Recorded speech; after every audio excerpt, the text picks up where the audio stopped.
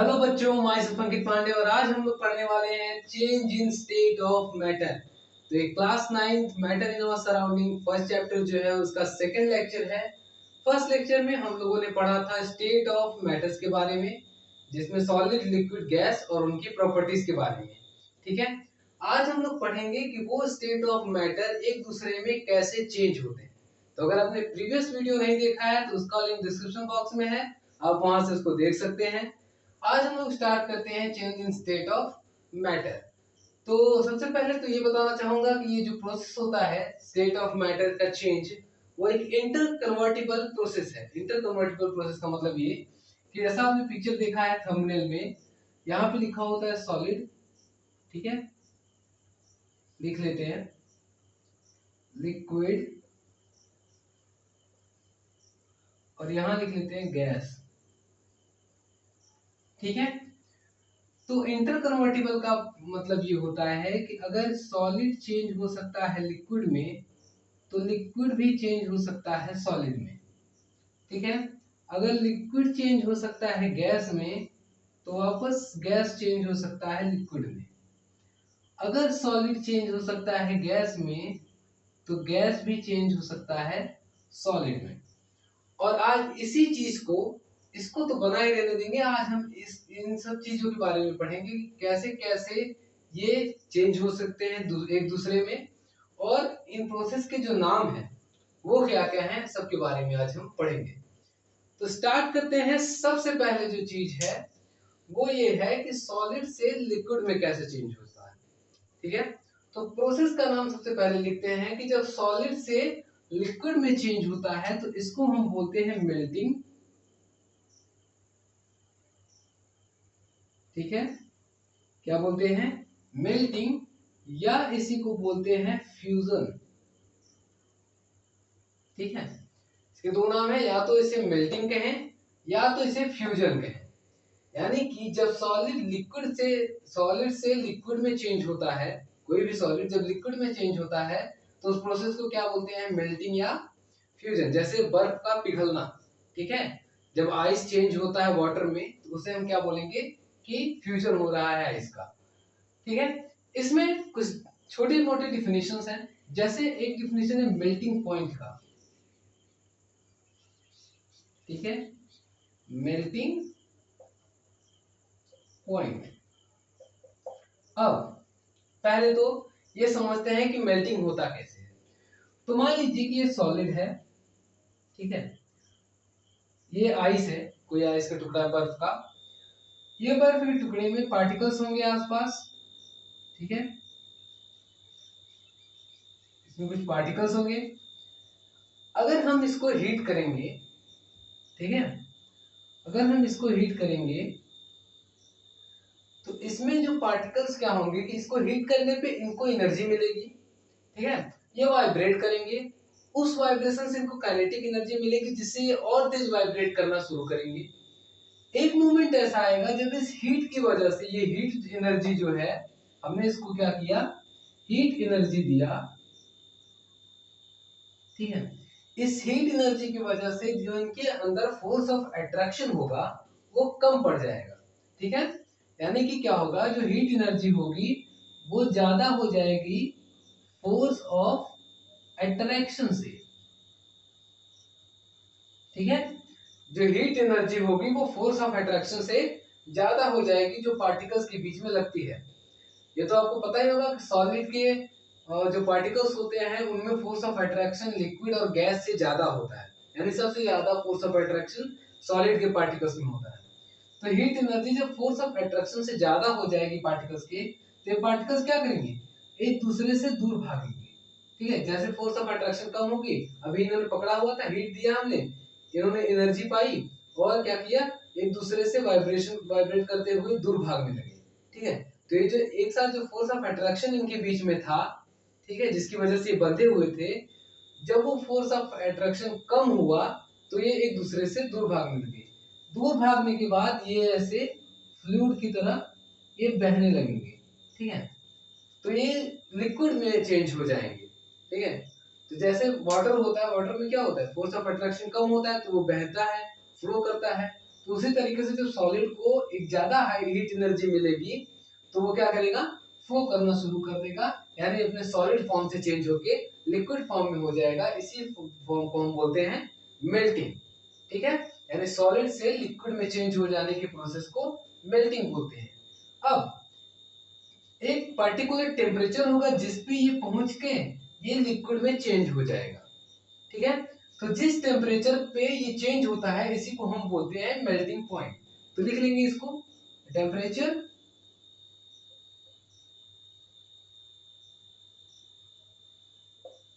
Temperature at which a solid changes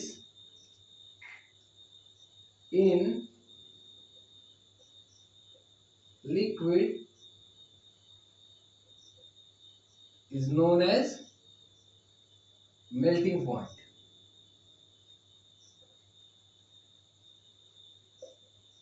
melting point यानी जिस temperature पे जाके ये आइस चेंज हो जाएगा वाटर में, उसको हम बोलेंगे मेल्टिंग पॉइंट। तो आइस के लिए जो होता है, आइस के लिए जो मेल्टिंग पॉइंट होता है वो होता है 0 डिग्री सेल्सियस, या इसी को हम लिखते हैं 273.15 केल्विन। ठीक है, यानी कि 0 डिग्री सेल्सियस पे वाटर जो जो आइस होगा वो पिघल के वाटर बन जाएगा।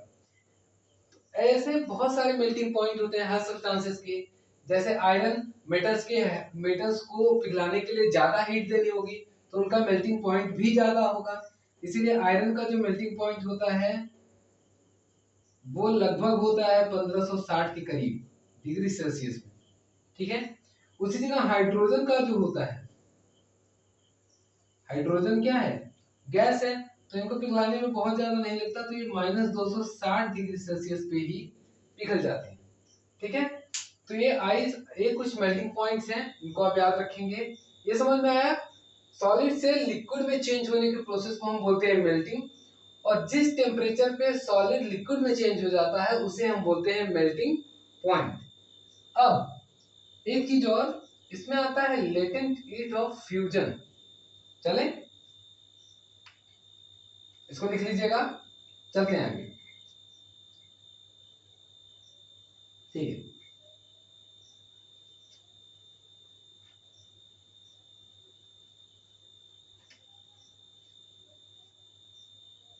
नाम दिया latent heat of fusion, heading लगाएंगे।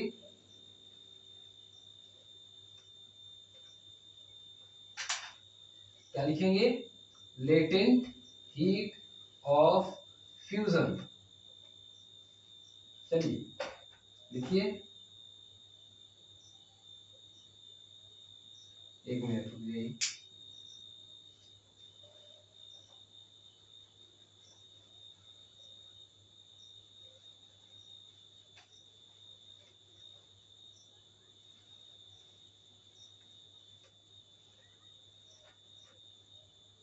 हेडिंग डालिए, latent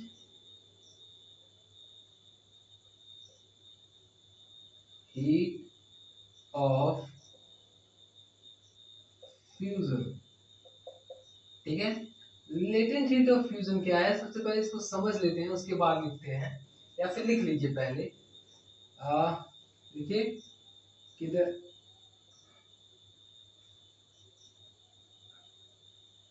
the amount of heat energy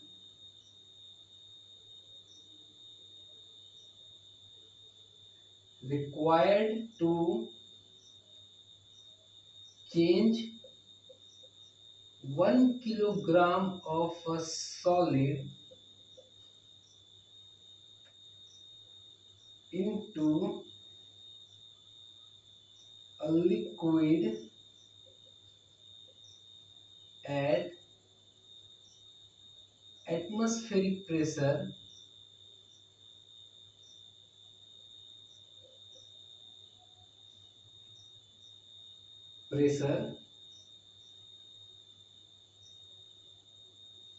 at its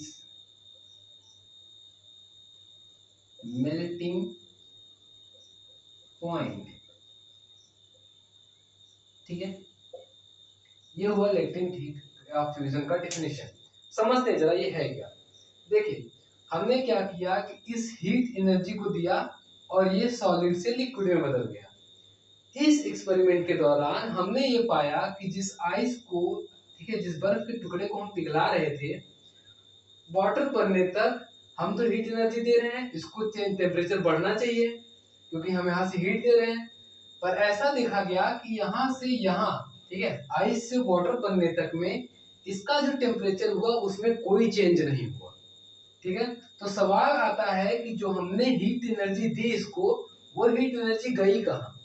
ठीक है, तो जो चीज एनसीईआरटी से बताती है कि जो हमने हीट एनर्जी दी, क्योंकि इसका टेम्परेचर चेंज नहीं हुआ है, इसका मतलब इसने क्या किया कि वो जो हीट एनर्जी हमने दी, इसने वाटर बनने में वो हीट एनर्जी को यूज किया। यानी कि एक तरीके से अगर हम माने तो अगर ये आइस है, ये वाटर हो गया, ठीक है, तो हमने क्या किया, जो हीट एनर्जी दी उसने उस एनर्जी को इस आइस ने यूज किया वाटर बनने में। यानी कि अब भी वो हीट एनर्जी इस वाटर के पास है। ठीक है, तो जो एनर्जी हमने दी है, ठीक है, इस आइस को पिघलाने में के लिए, उसी को हम बोलते हैं लेटेंट हीट ऑफ फ्यूजन। ठीक है, जिस एनर्जी को हमने दिया इस सॉलिड को लिक्विड में बदलने के लिए, उसे हम कहते हैं लेटेंट हीट ऑफ फ्यूजन। अब वो एनर्जी गई कहाँ, वो एनर्जी अभी भी इस वाटर के पास है। यानी कि अगर मैं पूछूं कि 0 डिग्री सेल्सियस पे, 0 डिग्री सेल्सियस पे इस वाटर के पास ज्यादा एनर्जी है या इस आइस के पास, तो आप क्या बताएंगे कि इस वाटर के पास ज्यादा एनर्जी है। क्यों? क्योंकि 0 डिग्री सेल्सियस पे आइस के पास सिर्फ खुद की एनर्जी है। ठीक है, आइस के पास क्या है, 0 डिग्री सेल्सियस पे सिर्फ खुद की एनर्जी है। और वाटर के पास क्या है, वाटर के पास 0 डिग्री सेल्सियस पे वो हीट एनर्जी भी है जो हमने दी है। ठीक है, आइस के पास कुछ नहीं है, आइस के पास सिर्फ वो अपनी एनर्जी लेके बैठा है पार्टिकल्स वाली। ठीक है, अभी तो वो आइस है। लेकिन अगर 0 डिग्री सेल्सियस पे हमने वाटर बना दिया, तो वाटर के पास हमने जो ये लेटेंट हीट ऑफ फ्यूजन था, ये वाली भी एनर्जी वाटर के पास है। यानी आइस वाले पार्टिकल्स की एनर्जी भी वाटर के पास है और plus latent heat of fusion वाली एनर्जी भी वाटर के पास है। तो 0 डिग्री सेल्सियस पे वाटर के पास आइस के पार्टिकल्स से ज्यादा एनर्जी होगी। ठीक है, तो ये हो गया लेटेंट हीट ऑफ फ्यूजन। समझ में आया? यानी कि the amount of heat energy required to change, कितनी एनर्जी हम उसको दे रहे हैं to change 1 kilogram of solid. 1 kilogram अगर हम आइस लेते हैं तो उसको वाटर में चेंज करने के लिए हम उसको जितनी एनर्जी देंगे, जितनी हीट देंगे, उसी को हम बोलेंगे लेटेंट हीट ऑफ फ्यूजन। समझ में आया? अच्छा, एक चीज फिर से रिवाइज कर लेते हैं। सॉलिड को लिक्विड में बदलने के प्रोसेस को हम बोलते हैं मेल्टिंग। जिस टेम्परेचर पे सॉलिड लिक्विड में चेंज हो जाता है उसे हम बोलते हैं मेल्टिंग पॉइंट। ठीक है, और जितनी हीट एनर्जी हम इस सॉलिड को देते हैं लिक्विड में चेंज होने के लिए, उस एनर्जी को हम बोलते हैं latent heat of fusion. Latent का हीट मतलब होता है हिडन। ठीक है, छिपा हुआ। लेटेंट का मतलब क्या होता है, हिडन। हिडन इसलिए क्योंकि हमने देखा कि इसका टेम्परेचर एकदम चेंज नहीं हो रहा था। यानी हम जो एनर्जी दे रहे थे उसका कुछ पता ही नहीं चल रहा था कि उसका हो क्या रहा है। क्योंकि हीट दे रहे हैं तो उसका टेम्परेचर बढ़ना चाहिए, पर यहाँ टेम्परेचर बढ़ता नहीं है। ठीक है, तो हम ऐसा मानते हैं कि वो एनर्जी इस वाटर में जाके छिप गई है। ये पार्टिकल्स जो आइस की यूज करते हैं वाटर बनने के लिए, उस एनर्जी को वो उस एनर्जी को अपने अंदर सेव कर लेते हैं। ठीक है, छिपा लेते हैं। तो इसके लिए इसका नाम पड़ गया लेटेंट हीट ऑफ फ्यूजन। समझ में आया? चले आगे। अच्छा, इसी के साथ इसको भी खत्म कर लेते हैं। अगर सॉलिड से लिक्विड में जा रहा है तो मेल्टिंग, और लिक्विड से सॉलिड में जा रहा है तो इसको हम बोलते हैं फ्रीजिंग।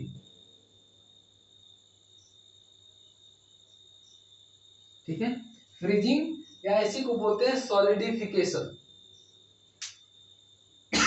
ठीक है, लिख लेंगे, लिक्विड से सॉलिड में चेंज होने की प्रोसेस को हम बोलते हैं फ्रीजिंग, या फिर इसी को बोलते हैं सॉलिडिफिकेशन। ठीक है, तो सॉलिड से लिक्विड में मेल्टिंग, लिक्विड से सॉलिड में फ्रीजिंग या सॉलिडिफिकेशन। जिस टेम्परेचर पे सॉलिड लिक्विड में चेंज होगा उसे मेल्टिंग पॉइंट, और जितनी एनर्जी हम देंगे सॉलिड को लिक्विड में चेंज होने की उसे लेटेंट हीट ऑफ फ्यूजन। आगे चलते हैं, इसको इरेज करते हैं फिर आगे चलते हैं। ठीक है, चलिए।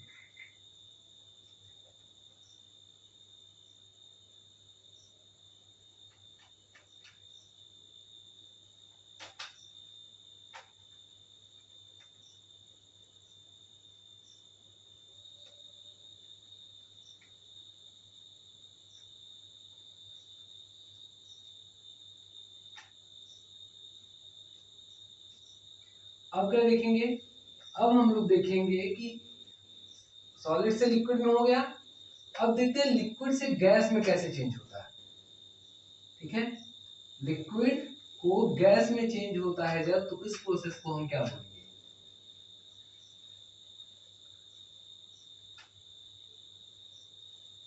चलिए, तो लिक्विड लिक्विड से गैस में, ठीक है, यहां से यहां लिक्विड से गैस में जो प्रोसेस में चेंज होता है उसको हम बोलते हैं evaporation.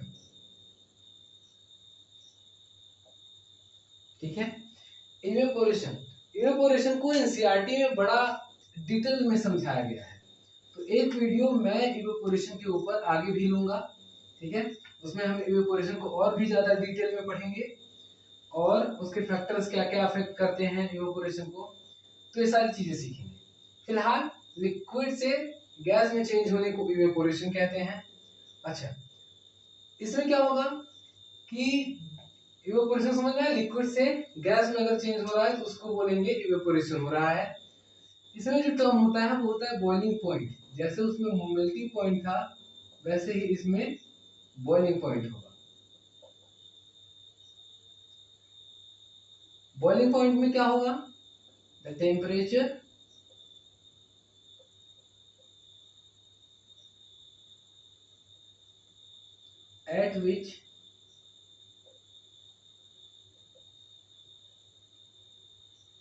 at which the temperature at which liquid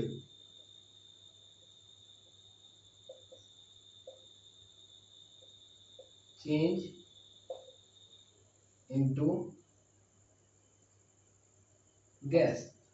ठीक है, the temperature at which liquid change into gas, liquid से गैस में चेंज होने के प्रोसेस को इवेपोरेशन बोलते हैं, और जिस टेम्परेचर पे वो लिक्विड से गैस में चेंज हो जाता है उसे हम बोलते हैं बॉइलिंग पॉइंट।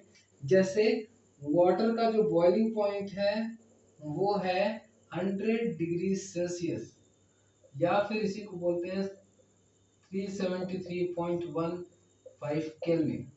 ठीक है, यानी कि 100 डिग्री सेल्सियस पे वाटर जो होता है वो स्टीम यानी भाप बन के उड़ जाता है, गैस में चेंज हो जाता है। तो लिक्विड से गैस में चेंज होने के प्रोसेस को इवेपोरेशन, और बॉइलिंग पॉइंट क्या होता है कि जिस टेम्परेचर पे लिक्विड से गैस में चेंज होगा उसे हम बोलेंगे बॉइलिंग पॉइंट।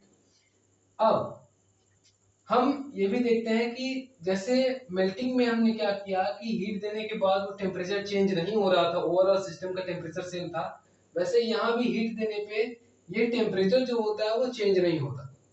ठीक है, तो अब हम इसके बारे में क्या पढ़ेंगे, इसको हम बोलते हैं लेटेंट हीट ऑफ वेपराइजेशन। ठीक है, लेटेंट हीट ऑफ वेपराइजेशन में क्या होगा, the amount of heat required, the amount of heat energy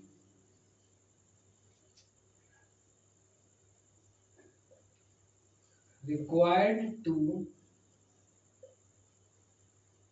change 1 liter of liquid into 1 liter of liquid into क्या है, गैस में, gas at atmospheric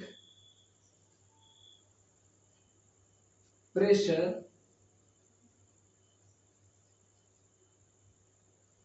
at its boiling point. ठीक है, यानी कि लेटेंट हीट ऑफ वेपराइजेशन क्या होगा कि लिक्विड से गैस में बदलते वक्त जो हम उसको हीट देंगे, ठीक है, लिक्विड को जो हम हीट देंगे जिससे वो गैस में बदल जाए, उस हीट को क्या बोलेंगे, लेटेंट हीट ऑफ वेपराइजेशन।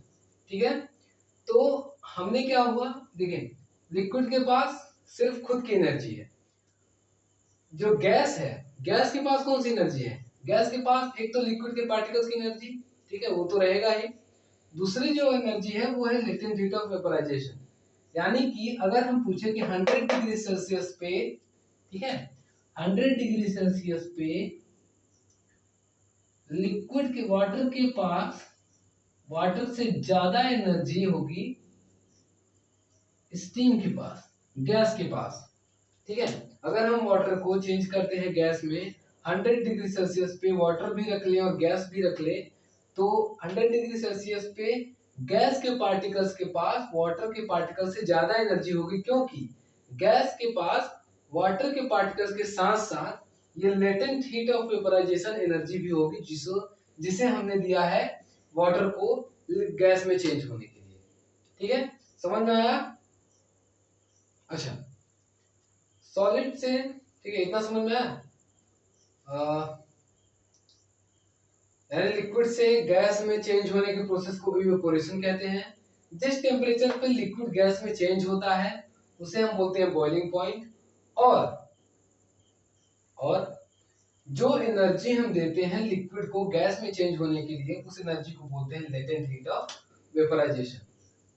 ठीक है, तो यहां से अब देखिए, लिक्विड से गैस में चेंज होने को इवेपोरेशन, और गैस से लिक्विड में चेंज होने को हम बोलते हैं कंडेंसेशन।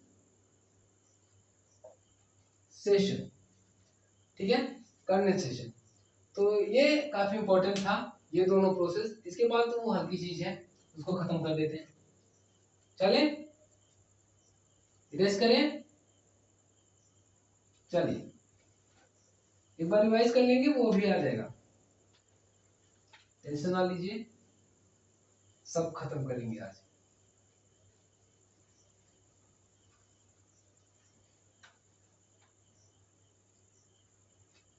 आइए जरा समझते हैं।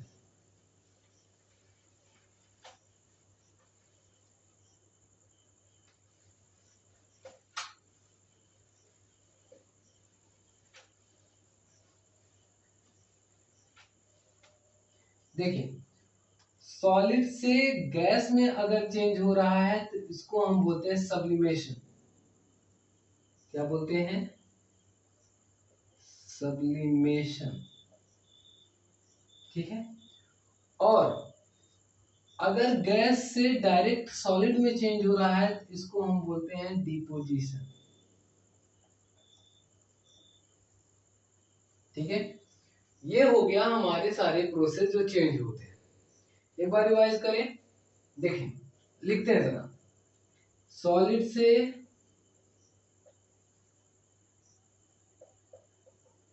लिक्विड में जब चेंज होता है तो इसे हम बोलते हैं, लिख लेते हैं, सॉलिड से लिक्विड में चेंज होता है तो इसे हम बोलते हैं मेल्टिंग।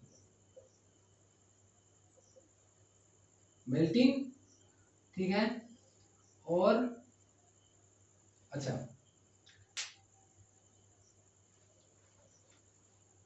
मेल्टिंग, और फिर अगर लिक्विड से सॉलिड में चेंज हो रहा है तो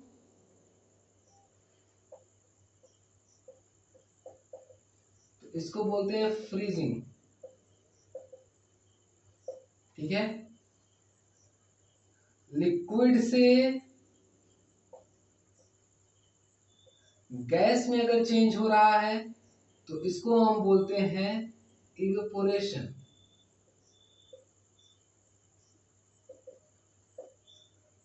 अगर गैस से लिक्विड में चेंज हो रहा है तो इसको हम बोलते हैं कंडेंसेशन। ठीक है। अगर सॉलिड से डायरेक्ट गैस में चेंज हो रहा है, जैसे आपकी बुक में जो एग्जांपल दिया है वो दिया है अमोनियम क्लोराइड का या फिर कैम्फर का। अमोनियम क्लोराइड को उसको टुकड़े टुकड़े करके और एक फ्लास्क में रख के उसको हीट करेंगे ना तो वो डायरेक्ट गैस की फॉर्म में निकलेगा। ठीक है, बिना लिक्विड में चेंज हुए डायरेक्ट सॉलिड से गैस बन जाएगा। तो सॉलिड से गैस में जो फॉर्म होता है उसको बोलते हैं सब्लिमेशन। ठीक है, और गैस से जो सॉलिड में चेंज होता है इसको हम बोलते हैं डिपोजिशन। ठीक है, अब इसमें थोड़ी सी चीज और, जिस टेम्परेचर पे हम इसको देते हैं उसको बोलते हैं मेल्टिंग पॉइंट।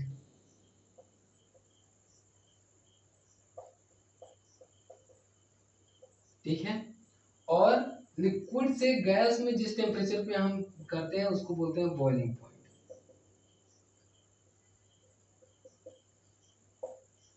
ठीक है, जिस एनर्जी से सॉलिड लिक्विड में चेंज होता है इसको हम बोलते हैं लेटेंट हीट ऑफ फ्यूजन। जो एनर्जी हम देते हैं जिससे सॉलिड में लिक्विड, सॉलिड से लिक्विड में चेंज होता है, जो एनर्जी हम सॉलिड को लिक्विड में चेंज होने के लिए देते हैं उसको बोलते हैं लेटेंट हीट ऑफ फ्यूजन। और जिसे हम लिक्विड से गैस में चेंज होने के लिए देते हैं उसको बोलते हैं लेटेंट हीट ऑफ वेपराइजेशन।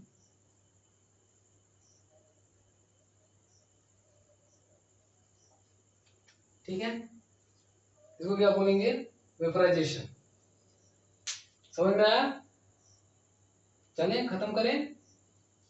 चलिए, ये समझ में आया, सॉलिड से लिक्विड मेल्टिंग, लिक्विड से सॉलिड फ्रीजिंग, लिक्विड से गैस इवेपोरेशन, गैस से लिक्विड कंडेंसेशन, सॉलिड से गैस सब्लिमेशन, गैस से सॉलिड डिपोजिशन। इतना हो गया। अब एक छोटी सी चीज है मेल्टिंग के बारे में, मेल्टिंग पॉइंट के बारे में। चलें, ये समझ में आ गया ना? चलिए,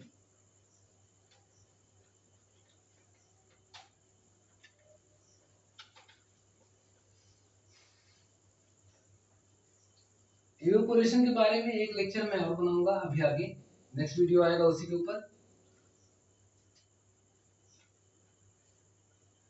देखिए, मेल्टिंग पॉइंट के बारे में ऐसा कहा जाता है कि मेल्टिंग पॉइंट एक एनसीईआरटी में लाइन लिखी हुई है एक्चुअली कि melting point is the indication of strength of force of attraction between the particles of solid.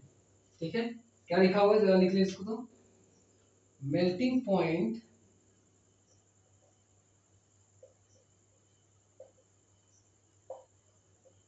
is the indication of strength of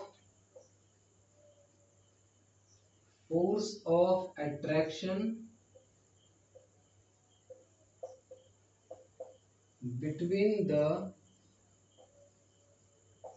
particles of solids। ठीक है, melting point is the indication of strength of force of attraction between the particles of solid. कैसे होगा जरा देखिए, जो force of attraction होता है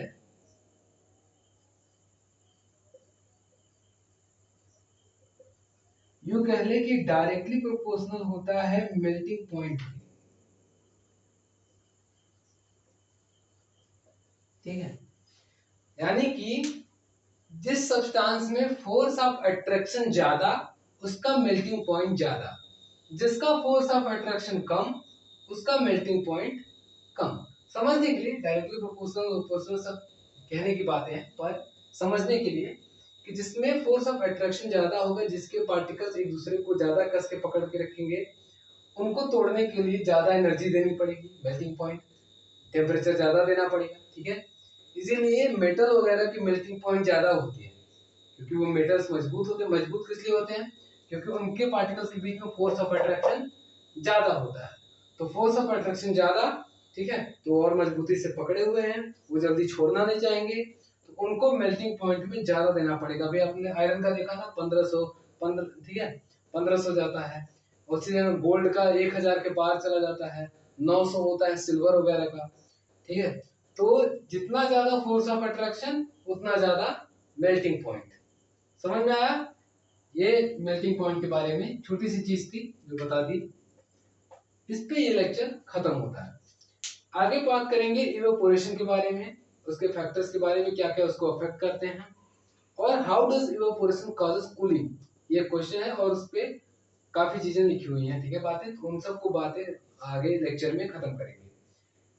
आज इस लेक्चर को यही खत्म करते हैं, जिसमें हमने पढ़ा change in state of matter, solid से लिक्विड में गैस चेंज होता है, लिक्विड से सॉलिड, ये सब कैसे चेंज होते हैं, इन सब के बारे में पढ़ चुके हैं। उम्मीद है आपको लेक्चर पसंद आया होगा। अगर आपको पसंद आता है तो वीडियो को लाइक करें, शेयर करें and subscribe the channel. Thank you.